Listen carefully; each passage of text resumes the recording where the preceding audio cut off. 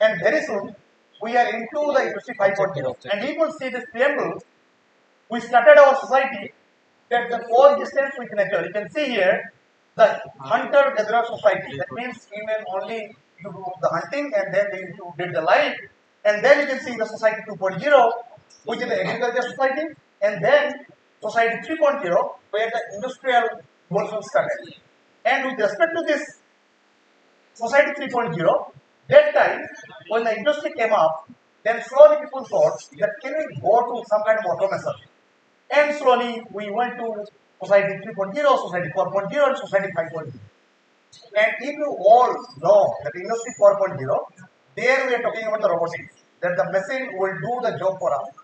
But now we are thinking that we need to go to the industry 5.0, where the machine cannot complete all the job what we need to do, but or intelligently they can do.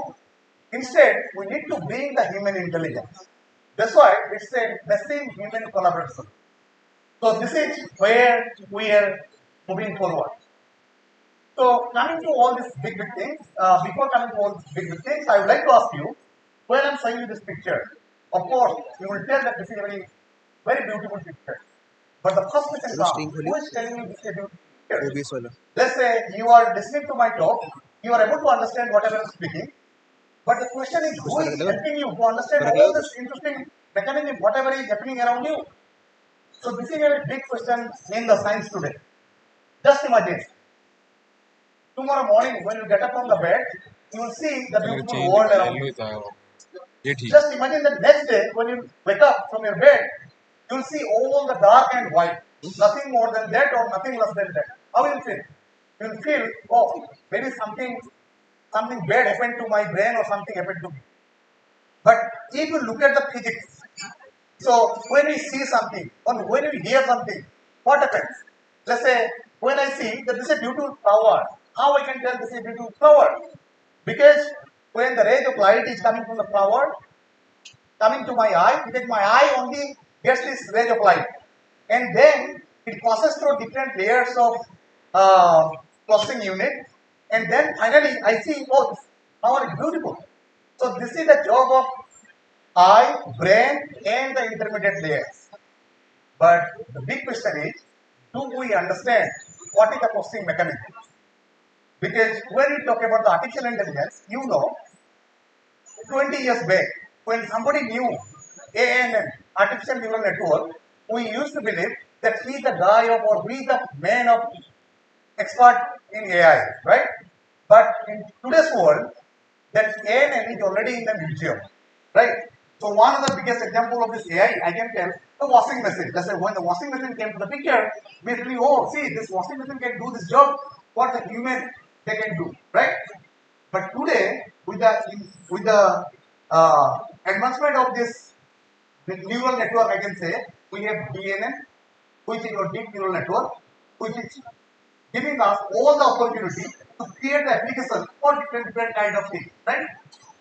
So here I see the same picture that when the rays of light is entering the eye and then it goes to the brain, and finally you are able to see that this is apple or any other object. But the big question is how we differentiate or how we classify or how we segregate all the objects. Because all of you are doing many AI kind of tasks. Let's say object recognition, let's say human face recognition, 10 number of problems are there where you are using the AI, right? But the big question is, as a human being, how I recognize or how I distinguish one person from another? Because you all are sitting here, you all have two eyes, one nose, one face, but still you all look different. So what is the fundamental mechanism behind this? So the big question is, before going to the AI, because AI is artificial intelligence, we need to understand the natural intelligence. And if you look at the natural intelligence, then of course the human are the most sophisticated entity in this universe who are more intelligent. And we are intelligent because of this five sensory modality what we have, and they cross up with each other, and those sensory organs they make us intelligent. So the question is, do we understand how all these fundamental things happens in the body? And if we don't understand, which cannot take the lead in the domain of AI, right? I'm just showing you one picture. You know that this is the deep neural network, the right side picture, and the left side picture is a biological neural network. What we are doing? We are just mimicking. We are trying to mimic how the network in the brain looks like and how we can implement in a machine. So if you look at this two networks, of course, the biological network is very, very complex compared to our engineering network. And another most important aspect of this biological network is it changes its connection in fraction of second, right? That means we are far away from the biological neural network. So even to my understanding, I believe that the DNA what we are using today, most probably in 10 years, or maybe not even 10 years, even 2 years, it will be obsolete for the market. Why? People ask this one single question to any AI scientist. If can you please tell me, for my this application, how many layers I need to select to never get the standard answer? You tell, oh, you try this 20 layers, 30 layers, can you find it out from it? Why? Because until now, we don't know how many layers is required to process each and every object or to process any kind of information around the world. We don't know. Whatever our understanding about the brain, this is what we are mimicking in the deep neural network, and this is giving us the best result, right? Okay, so here I just showing. Actually, I had few slides. Okay, I was thinking to bring both engineering and medicine together. That's where we can apply the AI and how doing fundamental work in the domain of healthcare also help you to develop some next generation AI system. So these are the some examples I was showing. But coming to the okay, so now I'll give you some examples. If I'll ask you, tell me some examples where you see that there is a big application of the AI. One of the examples is the autonomous vehicle. Everyone is working on the all the big country or the developed nations or the big company, they are working on the autonomous vehicle. So my first question is, just tell me one thing. If I'll bring Tesla autonomous vehicle to India, will it work? Will it work? Most probably the answer is no. Just imagine one, I'm just giving you one scenario. Let's say you are driving and in the Delhi street, and you are about to cross cross point, the T junction, right? And the red light is, it's green, and the countdown started, 30, 29, 28, like this, right? Generally, as a human driver, what we do? We try to estimate what is my distance from that red light and how many vehicles are in front of me. Even you are talking to a friend, but still you can take that final decision. Okay, whether I can overtake it or I have to stop. You can take this decision, right? But it's very difficult for the machine now to take this kind of decision. And second thing is that you also know in Indian scenario, in many roads, people come from the opposite direction, not in the wrong way, right? Or even you must have seen that people, they don't cross the road in the zebra crossing, they jump here and there. But again, even when you are driving your car, you hardly commit any accident. I mean, by chance it happens, but it hardly, right? But if possible, that the autonomous vehicle can take care of this kind of situation. Most probably no. So here the question comes, how it's happening in the case of human, but why it's not possible in the most intelligent machine in this world, right? So, okay, these are the things you know. I'm going to a very interesting application. Okay. Okay.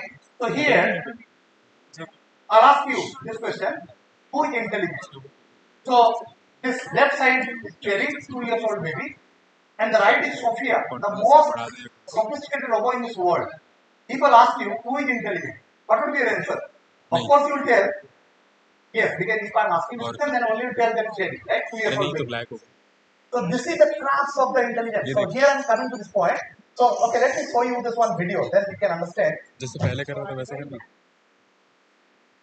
ये तूने कुछ और filter कर When the baby is trying to climb the stairs and the robot then figures right, you see what will happen. And also the doctor पहले काफी अच्छे तरीके से रिकॉर्ड हो रहा था। Here, most probably they will cut down 10 times, but 11 times, right? But in case of robo, 10 million for example, still they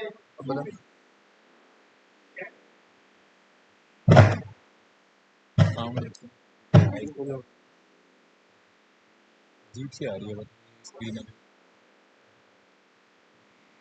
okay, so in the case of one example, they always spend, I mean, millions of examples. Still, so that's when the robo wants to take. Whereas the child who was learned from 10 steps, so why is something like that? Why the child is still can do this? So here I am giving very interesting example here. Let's say I am holding this pointer in my hand. Let's say I am standing here. Somebody will come and give me, let's say, one bottle and will ask, just touch this bottle and tell us what is this. And I can easily tell, oh, this is a bottle. Let's say you are talking to from here, you will call your mother. And when you are talking to your mother, you are listening her voice. In the same time, you can visualize her face. So this is what cross-modal mapping. So we are mapping one sensory information to the other domain, right? So here the science is what's the mechanism? What's the fundamental mechanism which help us to make? So this kind of knowledge is not known in the domain of message. So even the robot, they cannot do the task, they cannot do this cross-modal mapping.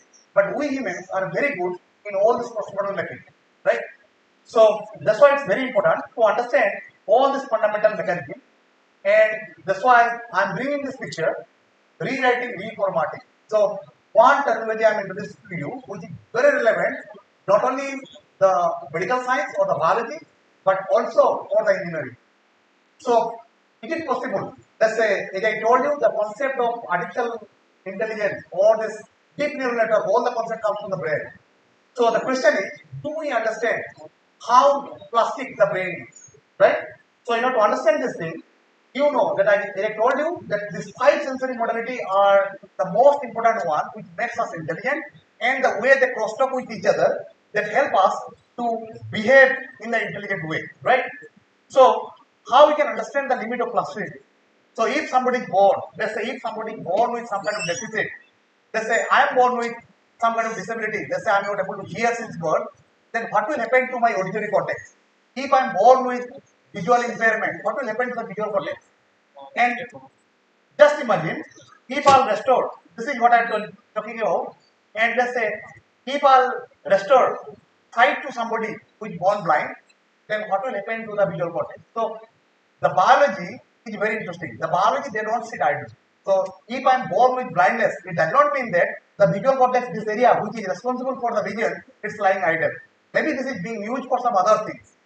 And then, let's say, you just imagine that after certain years, I get back this sight, then what will happen to my visual cortex?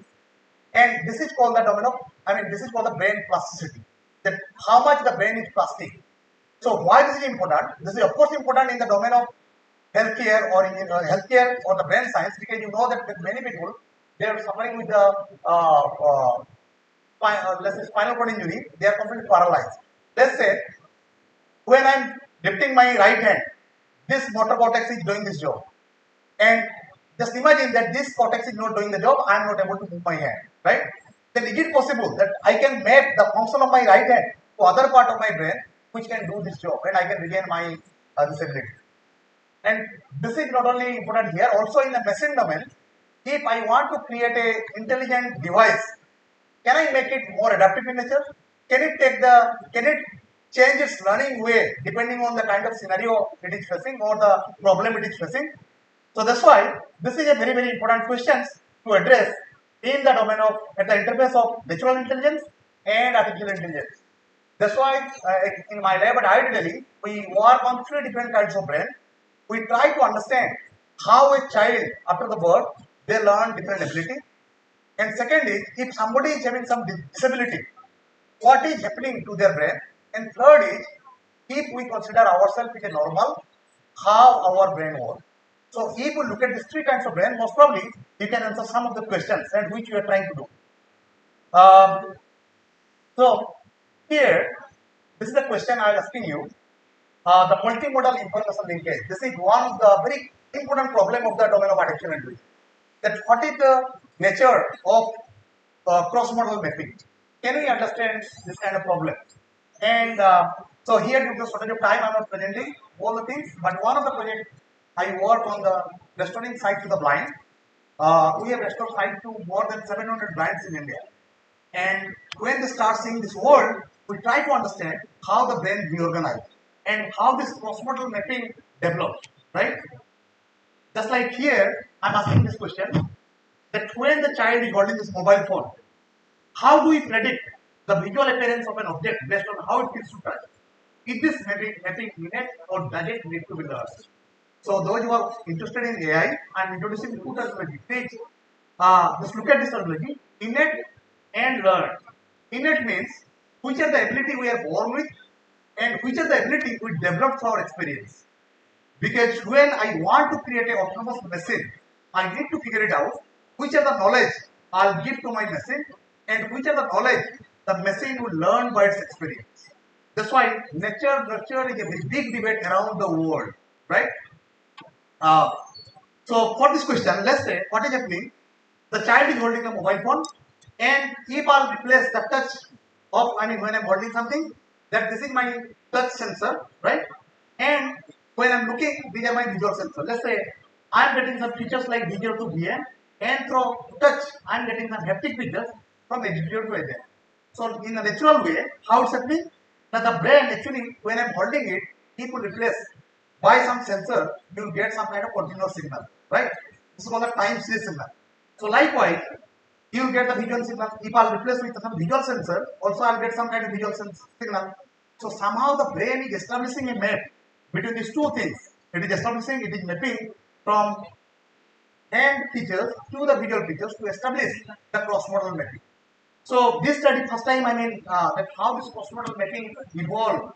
We published this paper in Nature and then it published in the, it took the front page of the New York Times. They highlighted that finally the blind focus of India, they answered a very long-standing question. Actually, this cross-modal perception development was a very long-standing question. 300 years back, some scientists asked this question but not solved. But after 300 years, we answered this question, that how it's been done. So I'm coming to the another interesting thing of the artificial intelligence. So many years back, when I was a student like you, many of you are sitting here. So one question came to my mind that let's say I'm watching a television, right? One news reader is reading the news, but always we feel that the sound comes from the mouth of the speaker. But have you observed that from where the sound comes? The sound comes always the speaker which are placed at the side of the television or the bottom part of the television. But here the question is, why we feel that the voice is coming from the mouth of the speaker? So around 15 years back, I conducted this study. So what you see, let's say this is the news reader who is reading the news. Just imagine that I divided this whole visual display into my 1000 matrix, right? Let's say you can tell the pixel, 1000 pixel, horizontal, vertical, and then I recorded the voice signal. So the bottom picture is the voice signal of the person who is speaking, and I collected all the visual sensor signal that how each and every part is moving of this person with respect to the voice, right? So then what I did, I took the envelope of this voice signal. This is the envelope of the voice signal, and what you see, just imagine that this is one sensor. From one sensor, one signal is coming. But I told you that I have divided into let's say 1000 sensors. Okay? So likewise, let's say if I consider 3 sensors, I'll get 3 signals. So I am getting 1000 signal from the visual sensor, 1 signal from the auditory sensor. Then what I did, I just did simple correlation analysis. Simple correlation applied and I created this picture. So what you see in this picture, the region around the mouth is the hot color. So hot color is the higher correlation and cool colors are the lower correlation. So from this picture what I can see that I am getting the highest correlation around the mouth region, right? So in the computer science we use a technique called the lookup table. So in the lookup table what we do, let's say from this analysis, let's say I need to create a lookup table that for this mouth configuration, what is sound one? Let's say for this kind of mouth confusion, what is the sound? Likewise, for n mouth confusion, what would be the sound n? So if I can create a lookup table, after that, if somebody will ask me, if for this mouth confusion, what would be the sound? I can give it that. And 15 years back, I just conducted this study, but I didn't know that one day some technology will come out from this kind of research. And what you can see today, the Lisa, you know, this is the OTV in Odisha, they first introduced that this lady, this is the robot, will read the news. You must have seen. And also now many news channels are using the robot to read the news. And this is the same, the simple thing they what they use, the dynamics of this what I explained earlier, right? And this develops from the cross-modal mapping. So this is the cross-modal mapping I'm talking about, the audio and visual, right? So from all this experiment, what I found, actually this is the one instance I presented to you, but there are n number of examples how understanding the natural intelligence is inspired the next generation artificial intelligence, right? So due to shortage of time, I'm not able to share many other interesting research from our group. So even in the AI, you know that let's say I'm training my AI model with some, let's say, color cue. Let's say the AI can tell this is this color, this is that color. But do we know that how AI learned this ability? So recently we published a paper in Science. You know, Science is the top journal in the world. It will come very soon. So what we tracked that how the color perception develops in the eye of the children, and we mimic those ability in the machine. And we found that yes, the machine is also getting very robust if it's following the how the natural intelligence develops or how the naturally this learning happens, right? So there are many examples. Or I mean, you need to ask yourself how the language is developed, right? Though I mean today also the chat GPT, this is very good AI example, but again it is also limited. I mean it is also restricted in some other term, so it cannot do the work the way you do. So if you ask me, if I ask you that have you seen any AI? Of course, I'll get some examples. You tell, oh, this is AI, this is AI. But if you ask me this question, my answer is no. Until now, I have never seen any AI. Whatever I have seen, these are all restricted AI. Still, they are restricted AI. They are for certain purpose, but they are not like you or me or any intelligent entity in this world, right? Just imagine if I give you a problem which you have not experienced earlier, and people ask you what would be the answer or how you can solve this problem, at least with 80% accuracy, or maybe you will try to do much better than that, you will try to solve it based on your experience, what you are doing, and what is the requirement for this problem. But the machine, whatever the AI models what you see, they cannot do, right? But the way is not very far. I believe that this AI journey started in 2050, sorry, 1950, and most probably by 2050 we will be able to see the true, I mean the real AI, which will mimic the kind of human intelligence I mean we have, right? So in that way you can create the true AI. So here I meant to say that from all of my study, all my research, what I found, the dynamics of the environment plays a very important role to make any system an autonomous system, right? So we need to understand the dynamics of this world, the dynamics of our behavior, that how it develops, then only we can mimic in our system. Okay, so of course these are some of the this is a science magazine. Our research is highlighted in Science magazine, Nature, Times magazine, Harvard MIT News, and many other news outlets like Wall Street Journal. This is one of the magazine from the Germany, Geo magazine. They covered one story from my lab at IGDTUW. We are trying to understand when the child starts seeing this world. He was born blind and with the sight, then how they experience this world, how they develop all the visual information, right? So they covered, and this is also one side from the Netflix also visited our lab at IIT to cover some of the stories of the work what we're doing, what we're doing. And finally, one answer is for the next generation AI or the AI in theory, we need to understand our brain because this is the true intelligence, and if we can understand, we can create the real AI. But again, the same time, I would like to tell you, the AI and this natural intelligence, they are reversible. AI help us to understand better the human brain, and human brain help us to advance the AI, right? So with this, I would like to conclude here, and at the end, so this is what I believe as a scientist or researcher, illuminating light, illuminating science. You can help the humanity, same time, you can advance the domain of AI. I gave one example, we retrocite to the blind, which is not possible earlier. This is we went against the Nobel Prize winning hypothesis and we proved that the blind can see. At the same time, we are answering many questions of the medical science. At the same time, we are also able to develop the next generation. So again, we are very, very far, but still, as I told you, that my milestone to see the AI is 2050, some kind of AI, real AI. Okay, thank you very much.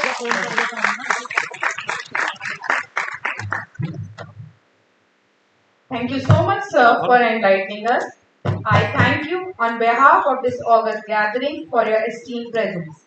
I now invite Director Placement, Professor H.S. Rawat, sir, to kindly present a memento to Professor Tapan Kumar Gandhi.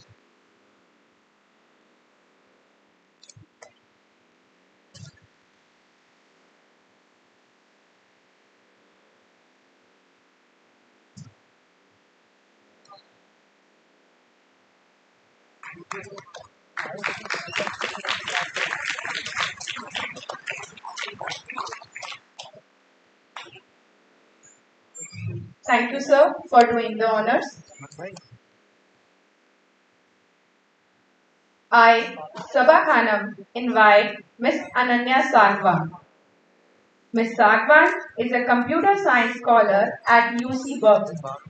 With commitment to equality, she tries to include everyone on her initiatives. Ananya is here to share her insight and deliver a talk on the topic, Do our AI machine function as mechanically as we believe?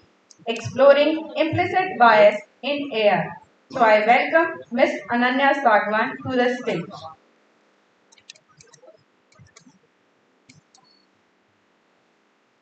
Good afternoon, everyone. I would like to thank Surajmal, Maharaja Surajmal Institute of Technology for having me here and giving me the opportunity to speak after such distinguished guests. Of course, I do not have the technical expertise of those before me, but I would like to use my time to talk about something that I personally am very passionate about and something that I don't think gets enough attention. So we all know that the world is growing more dependent on AI as the years go by. But one thing that we don't often think about is the fact that we humans are the ones who code AI machines. Now, human beings have a lot of implicit biases present inside them, be it racism, sexism, homophobia, or any other topic like that. So even if there's no malicious intent behind coding, often our machines end up having those stereotypes as well and then pushing them forward. Um, so one of the biggest cases that I read was in the United States many years ago. There was an algorithm that was created to predict recidivism, which is the likelihood of a criminal committing another crime. Now, the data set that was used for this was very skewed, which led to a black man being sentenced to 70 years in prison for something as simple as shoplifting, while a white man would get away with much less jail time for something as serious as murder.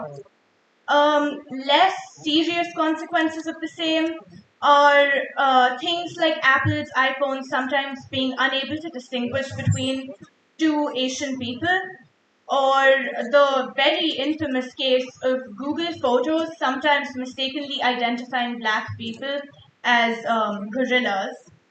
So, one of the first instances that made people aware of the existence of gender-based stereotypes was an experiment that was conducted by 3 students, in which they input various sentences such as he or she is an engineer into Google Translate in gender-neutral languages.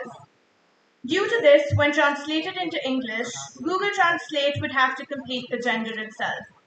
The results were shocking. Any science-based field was automatically attributed to males, while any more nurturing/caring role, for instance being a nurse, was attributed to females. Other than that, also words like pretty, happy, or darling took on a female connotation, while arrogant, guilty, and vulgar were often translated in a masculine gender. Another study that I would like to talk about is that in 1988, the UK Commission for Racial Equality found a British medical school guilty of discrimination because the computer program it was using to determine which applicants would be invited were determined to be biased against women and applicants with non-European names. Um, so some studies argue that applying artificial intelligence within the interrogation room may minimize the twofold bias occurring in the dynamic based on race and gender, and it suggests that the potential for cooperation between the two parties can be conditioned by programmable similarity. However, there are clear signs that show us that any biases that us humans possess are going to be passed on inevitably to the machines that we code. Of course, the only way to really prevent this or stop this is for us humans to get rid of our own implicit biases. But I think there's a long time before that happens. So I think one option that I can think of that may help reduce some level of this is to at least ensure that a diverse panel reviews each and every judgment passing program and the data sets that are input into it to ensure that we can minimize the bias that is left through. That is all, and thank you so much.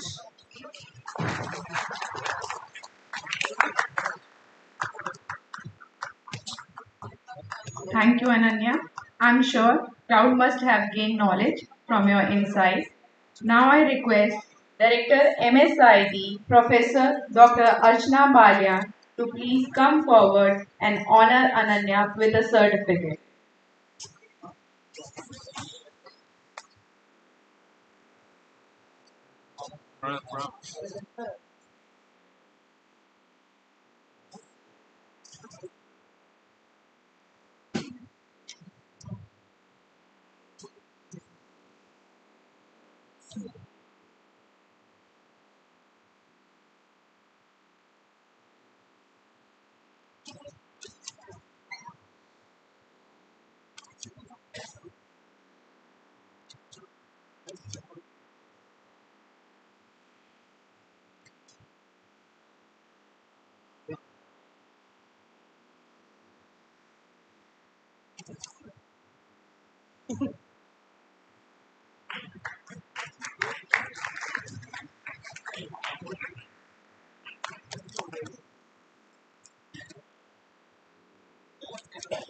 Thank you, ma'am. Now I invite Mr. Frank Kamandel, who is working as a professor in computing and data science at Wentworth Institute of Technology. He is focused on teaching computer science fundamentals and building strong resources for student learning. He aims to bring interest and competence to algorithm-driven problem solving in the classroom. Talking about WIT, it's a private university in Boston, USA. Wentworth was founded in 1904, offers career-focused education through 22 bachelor's degree programs as well as 11 master's degrees. Sir, I would request you to come forward and motivate our students.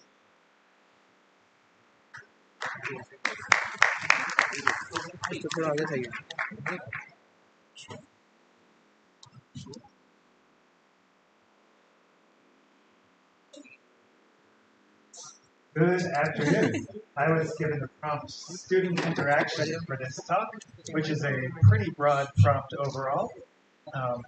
Thank you so much to the Institute here for hosting us, and thank you for the introduction as well.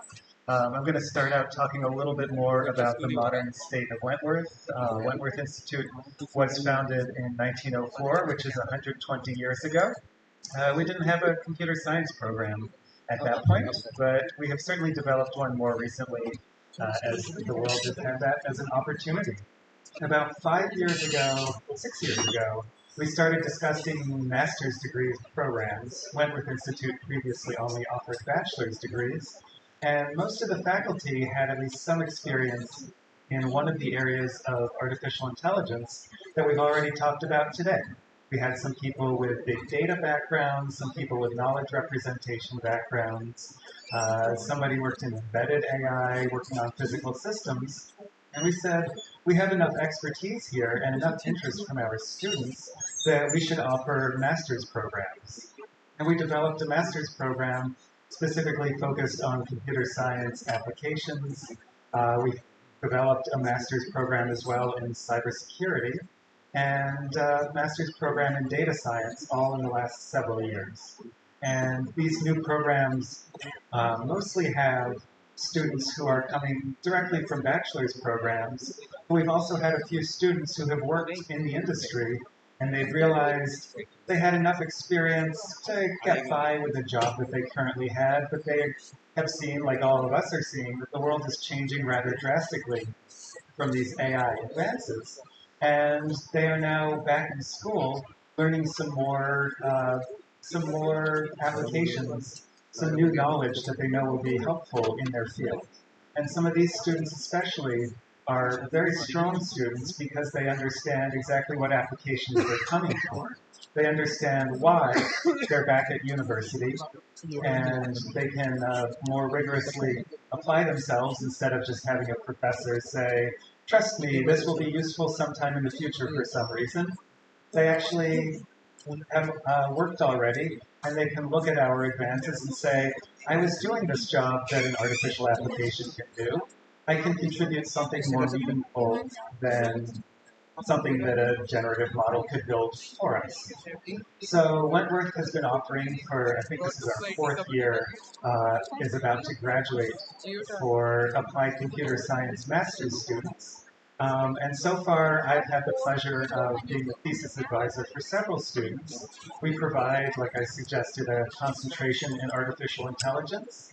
And I've had several students with very wide array of interests. And with this wide array of interests, I have a student right now who's focused on liver transplants, which doesn't seem like an application of artificial intelligence on the surface. Liver transplants take place when somebody's liver or part of their liver is failing, and a healthy individual can supply part of their own liver. But humans are rather complicated creatures. We've been talking about human behaviors and how difficult those are to learn and replicate. Human biology is similarly complicated. So there are a bunch of indicators as to whether a transplant will go well. Well, this would be great to find an ideal transplant between two individuals. Typically what happens in the medical world, though, is that 60 or 70 people will sort of end up in a pool of requiring a liver transplant or a partial transplant, and there will be 60 or 70 donors. Humans can sit there and look at indicators of liver acceptance, whether this will actually succeed as a medical operation, and humans historically have tried to decide whether a liver will be accepted or rejected during transplant. But now that we have artificial intelligence applications, we can optimize these matches. We can look historically at these indicators of which parts of the liver or which biological features will match up between a donor and a recipient, and we can get an entire pool of them optimized together. That is one of my students' work. Another student is working on a very different application in which he is trying to model good path planning for robots in a warehouse that involves some robotic workers and some human workers. What we just saw with our Industry 5.0, in which you have a robot on a floor and you have humans behaving maybe predictably to other humans, and robots hopefully completing a task without any injuries involved. And so this student is looking at several different ways of looking at effective real-time path navigation in less predictable domains, like when a human or other unrelated robots are navigating on the same floor. So there are a lot of opportunities at Wentworth and across the entire world in applications of artificial intelligence, even things that may not look on the surface like they would directly apply themselves to artificial intelligence.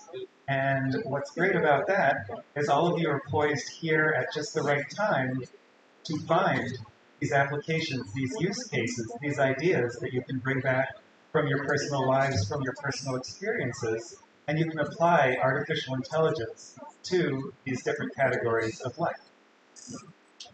Part of what I thought when people suggested there would be a student interaction section is that there may be some actual interaction between us, and not just me with a microphone by myself.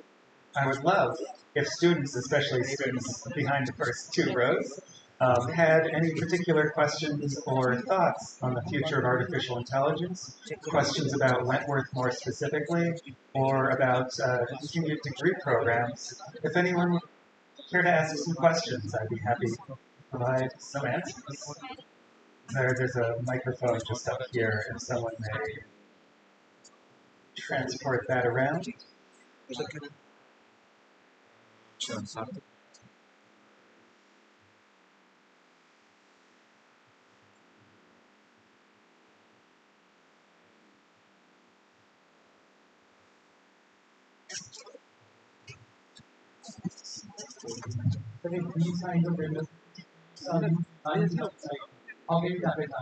sorry, I can't hear very well from up here. I'm going to come down to the floor.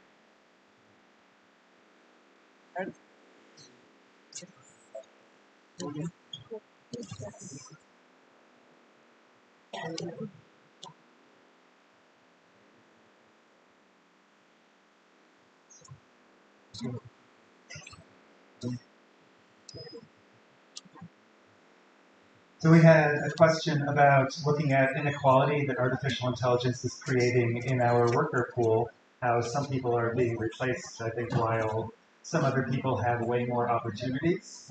And that is a great question because that is something to be very aware of as we continue forward. And I think if I don't have the slides for a previous talk where we saw sort of society 1.0, 2.0, and we're up to 5.0 of having machines building things that look like novel or artistic pursuits as well as general artificial intelligence. These have been issues that we have tackled in some sense since we moved to agriculture. I would say this idea of some sort of imbalance took place maybe 1,000 or 10,000 years ago, once we had ideas of specialization in humans. So it's certainly not a new problem for us. Artificial intelligence certainly has the opportunity to exacerbate it more, to make it a more difficult problem overall. So something that we should be aware of, even if we have our own personal opportunities to succeed in these artificial intelligence fields, is we should understand that some of these people who are being replaced by machines who can perform similar tasks, they are still very much full humans exactly like we are. And so something we should always be aware of and think of going forward is that we're not trying to build AI agents to generate more money at the cost of humans. Hopefully, artificial intelligence will be applied to augment human decisions, to assist us in making better decisions, and not for full replacements. And so certainly, with some artificial intelligence applications, you can say, we don't need paralegals or people writing extra stuff for judicial applications. And there are some applications of that already in the US. They are going absolutely terribly because the generative models are coming up with court cases in the United States that never happened. So some of these people who are being replaced or supplanted by artificial intelligence are experts in their domain. And we have to remember that, and we have to learn from them, and hopefully keep some of them around, because if we replace everybody who's good at an activity with an artificial intelligence, then we have lost that expertise as humans. So that's something we want to be aware of going forward, the same way we've needed to be aware of it in the past. I think that hopefully addresses your question. Do you have more pieces? Sir, but the population is continuously rising, and that creates a huge imbalance. So as the population is continuously rising, that creates a huge imbalance because a lot of jobs will be lost. So because of this imbalance, a lot of jobs will be lost. I guess a lot of jobs have been lost along the way as we have transitioned to industry from an agricultural world 300, 200, 100 years ago.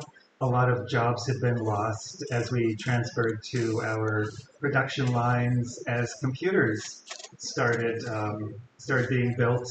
If you look in old versions of the English dictionary at computers, in the 1930s or 1940s, when you look up what a computer was, it says a person who performs calculations or computes. So this AI replacement of people certainly is not new.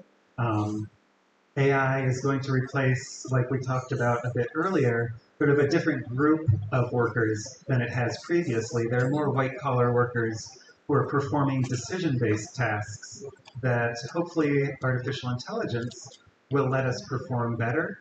I think that in addition to sort of losing these jobs, we're going to have opportunities for new jobs to spring up. There's never going to be a situation in which humans have nothing left to do. And hopefully at some point, there will be a bunch of jobs that are less desirable overall, either decision-making or physical jobs.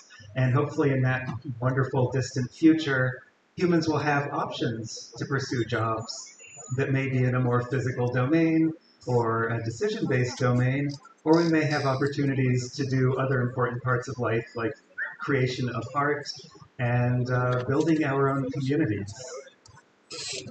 So I think that while there are certainly inevitably jobs that are going to disappear, this is not a new thing with artificial intelligence. We've seen jobs disappear in the past.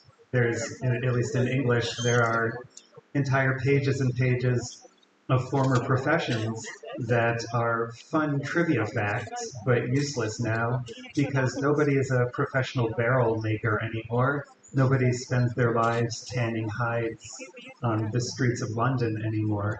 And so artificial intelligence will continue that pattern, but it's going to be a similar pattern to what humans have already handled and worked with in the past. Thank you so much for that question. Got another question of the fellow just back there. Is there a microphone around him? Thank you.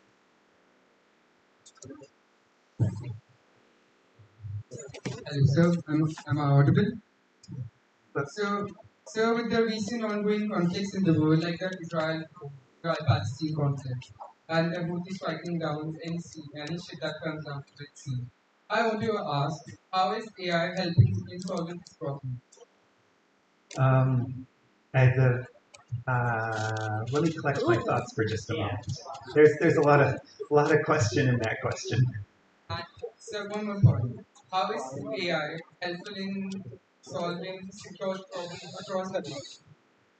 So I think AI is both helping and harming a lot of these situations. There are applications in AI. AI is a human-generated field, and that means that we use it as a tool the same way we use other tools, which can be to help build and connect each other. It can be used to do the opposite instead. And I think some of what we are seeing in a lot of our conflicts these days is applications in AI for sort of warfare basis to form more effective wars, effective being a candy-coated word for killing the other people faster, which I'm sorry to bring up because you were asking about helpful scenarios. I just want to point out that there are a lot of applications that are, in a global sense, harmful, though individual nations and individual people may be pleased about the outcomes.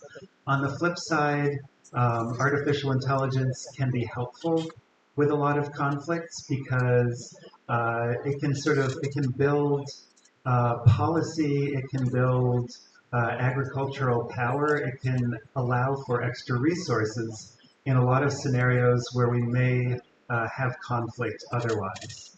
So there are some conflicts that are thoroughly land-based, and an artificial intelligence can't build new land for us. But a lot of conflicts are resource-based.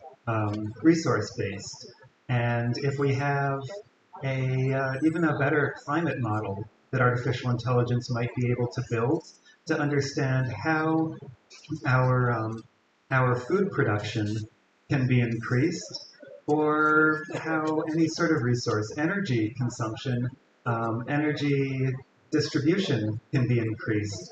A lot of these different applications of AI can relieve us of potentials for conflicts that historically have really been issues in different areas.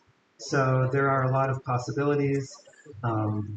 I think for currently taking place conflicts, there's not a lot of areas for artificial intelligence to stop that conflict from happening, because the humans who are involved with it have very specifically chosen to be involved with it. It's not like a machine said, my business decision is now to start driving tanks into another country. Is not something that an artificial intelligence is choosing. These are human wills that will do what they desire, whether or not artificial intelligence is involved.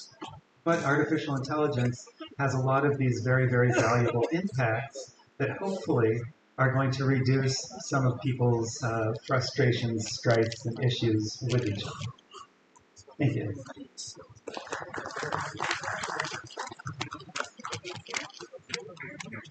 What advice would you give to someone who's probably ambitious?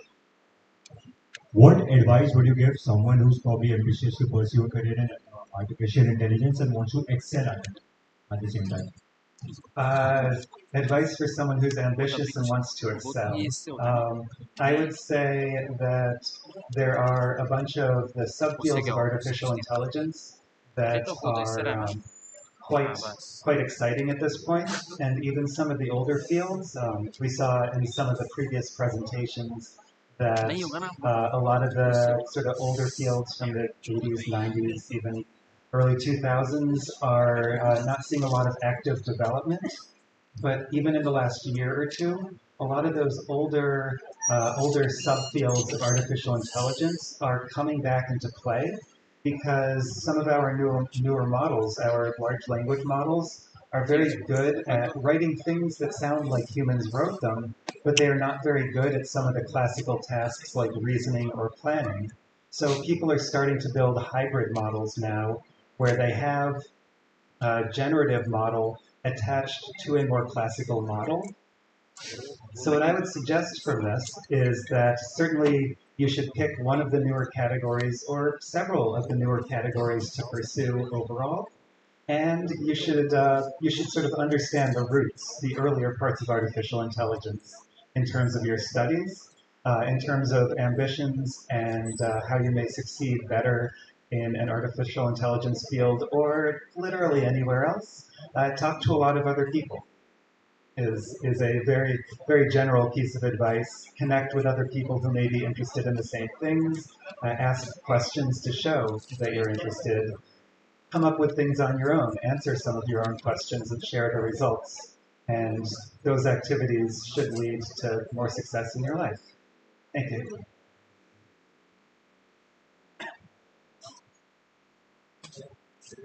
I see one more question in the back.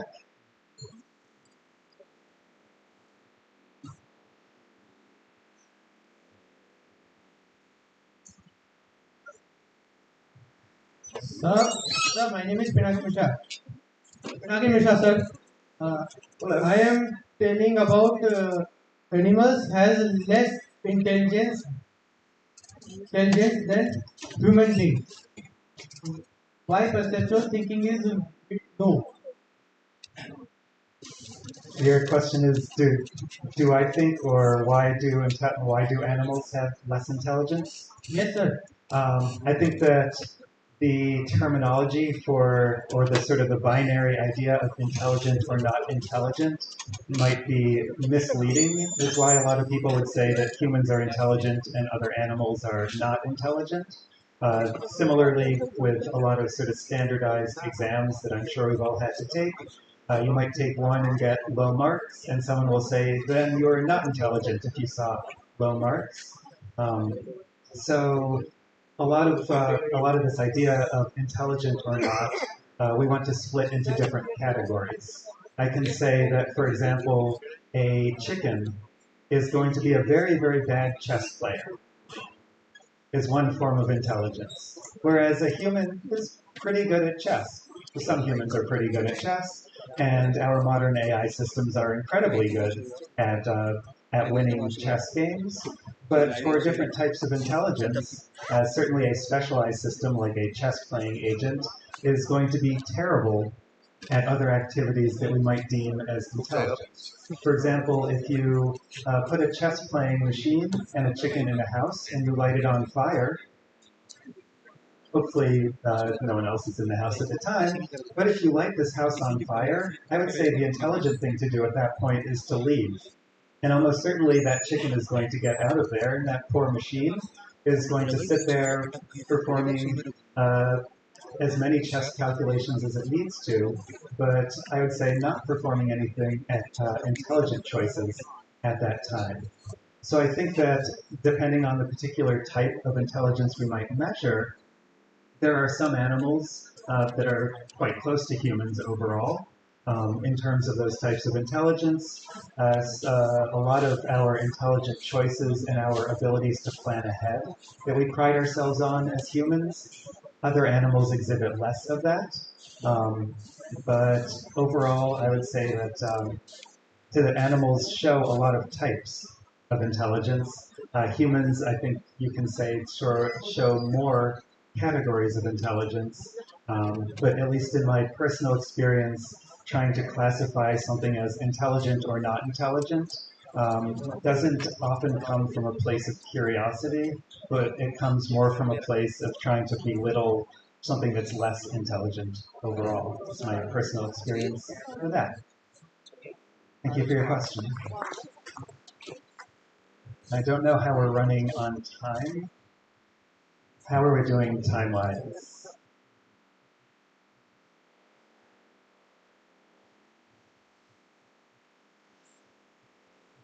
I see. Are we on set time-wise?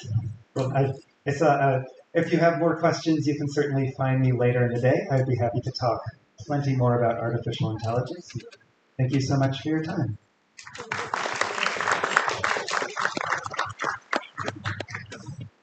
Thank you, sir. Your session is really informative and interactive.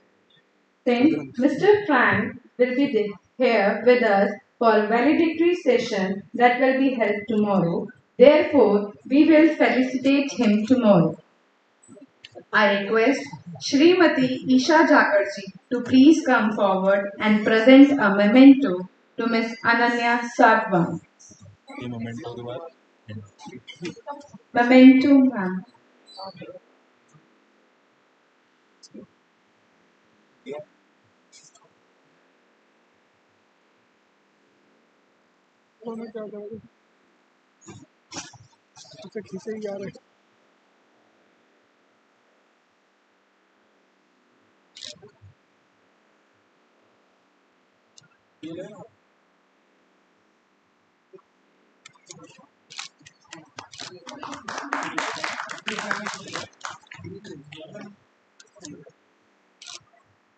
Thank you so much, ma'am. Post lunch, we shall move for the paper presentation session that will be held, conducted in parallel at 4 different venues. Conference room, that is on the ground floor MSIT building, hall number 06, again on the ground floor MSIT building, hall number 206, MSIT on the second floor of the building, and hall number